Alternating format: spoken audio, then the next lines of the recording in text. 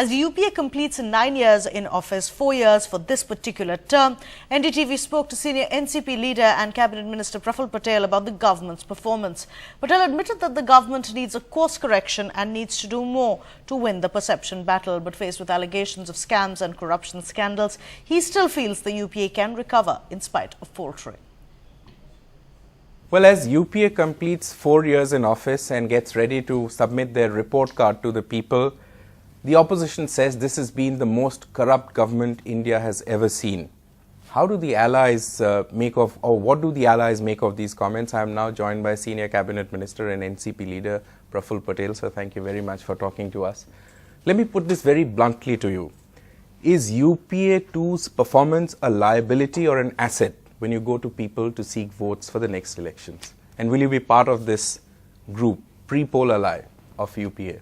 Well, we have been pre-poll allies, and I think we will continue to be pre-poll allies. So let's put that to rest.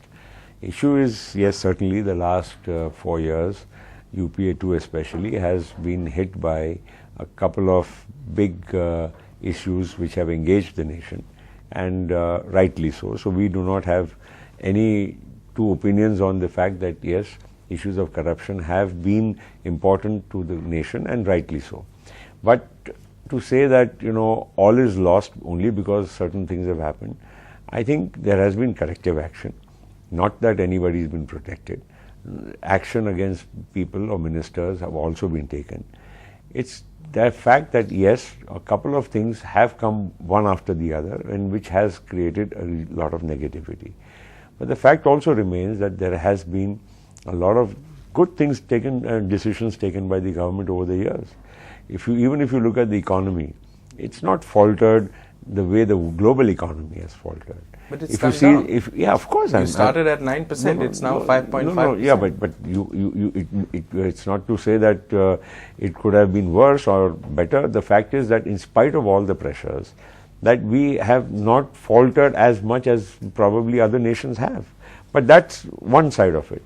There's also the other side, the rural economy, which is doing much better than for many years in the past. The rural economy has really picked up, and if you see, the level of disposable incomes in the rural areas has gone up from where it was. But all these are, yes, I mean, the real issue is that definitely there are issues of perception, and the government does need to have a huge course correction in terms of perception. And would you agree that perception is a liability? Would you agree? You would go and seek votes from your constituency. You come from a Lok Sabha seat. Would you agree that this perception of incompetence, of corruption, of indecisiveness is a problem for you when you go and seek votes? Well, I think whether it's an individual issue or not, the fact is that, yes, certainly there has to be a perception. Most of the things are built upon perception. And to that extent, that on some issues we have faltered, but we can certainly come out of that.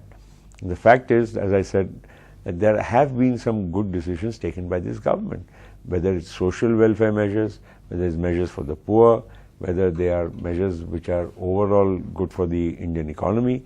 I think there have been all those issues which really need to be highlighted. And not only that, we also have to ensure that we regain the confidence of the people in terms of good governance from now on.